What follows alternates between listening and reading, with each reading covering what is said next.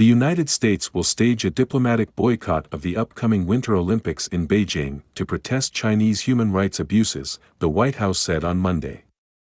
China has vowed to greet the move with firm countermeasures.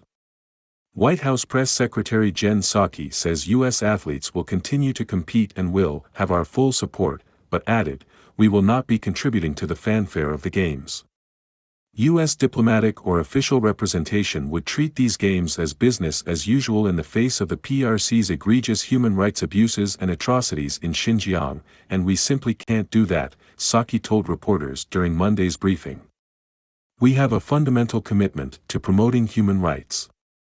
And we feel strongly in our position and we will continue to take actions to advance human rights in China and beyond," Psaki added. Biden to host Summit for Democracy. Biden this week will host a White House Summit for Democracy, a virtual gathering of leaders and civil society experts from more than 100 countries that is set to take place on Thursday and Friday.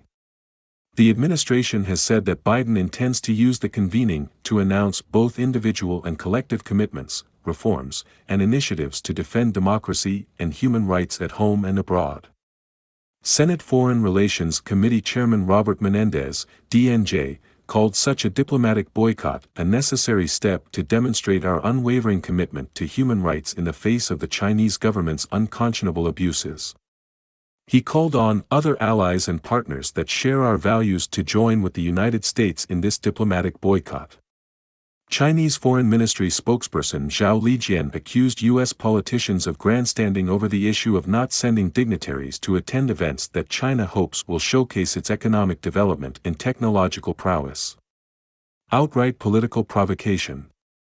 Speaking to reporters at a daily briefing, Zhao said such a move would be an outright political provocation, but gave no details on how China might retaliate.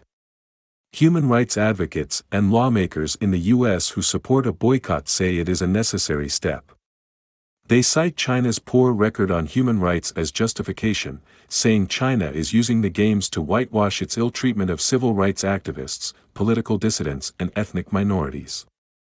Without being invited, American politicians keep hyping the so-called diplomatic boycott of the Beijing Winter Olympics, which is purely wishful thinking and grandstanding, Zhao told reporters at a daily briefing.